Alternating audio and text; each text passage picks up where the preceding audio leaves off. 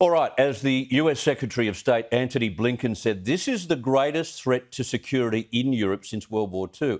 And Peter echoed those words a short time ago. But what does it really mean for this region? Joining me now to discuss that is Dr. Leonid Pedrov from the International College of Management in Sydney. Dr. Pedrov, thank you very much for your time. Vladimir Putin, he's not backing down. He even labelled Ukraine a nuclear threat, and he's prepared to use more force on the ground. Is there any turning back from here?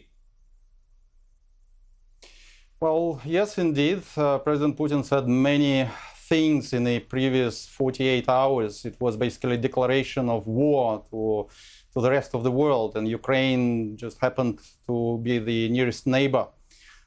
Ukraine gave up its nuclear capability back in 1994 after the Budapest memorandum.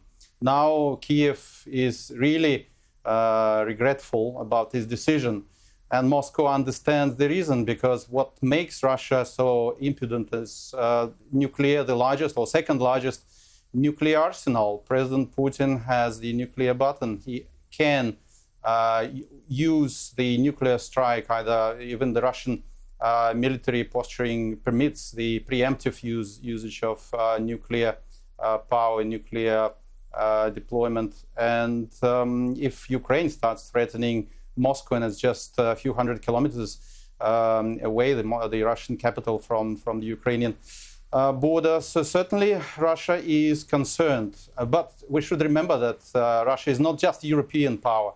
Russia is the largest still, even after the collapse of the Soviet Union, remains to be the largest land territory in the world, and it's also the Pacific power. So that makes it much closer to Australia, to the Pacific region, and it doesn't make it safer.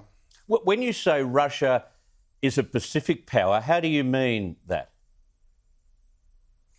Well, Russian city of Vladivostok is the harbor of the Russian Pacific Fleet. And Vladivostok, the port of Vladivostok, is closer to Darwin than it is to Moscow, for example. We can see the Sea of Okhotsk, which is just east of Vladivostok and east of the island of Sakhalin, is the largest territory which harbors the Russian Pacific submarines. At the moment, there are 22 nuclear-powered submarines which roam the waters in the North Pacific, occasionally South Pacific.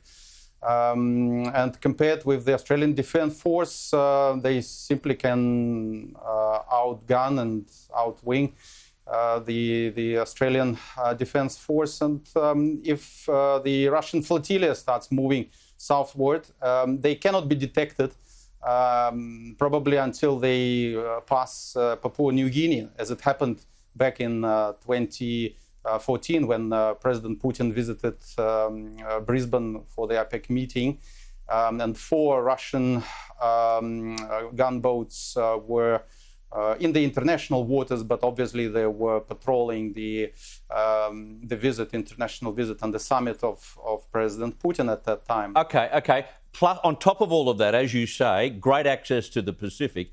It's got a strong ally in China. As I mentioned earlier, they met only 19 days ago.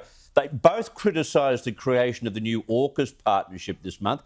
Can we expect Russia to start making stronger moves in our own sphere of influence, the Indo-Pacific?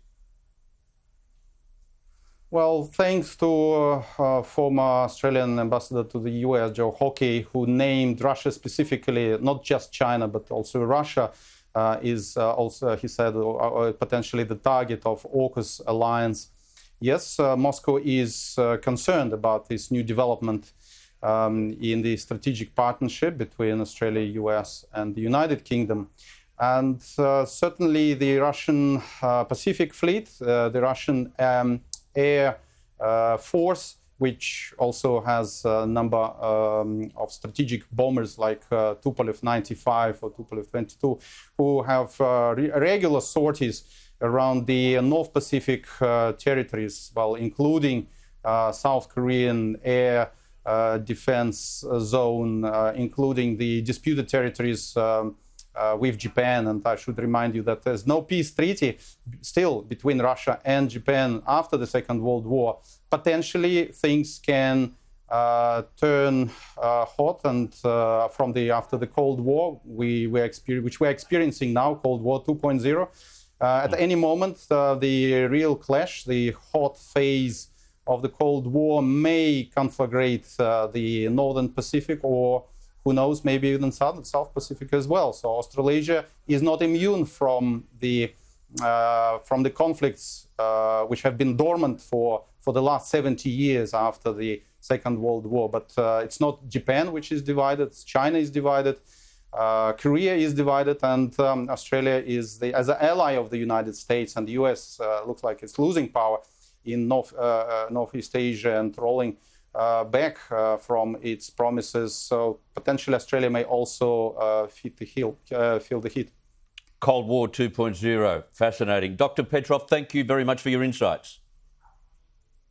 Thank you for inviting me on.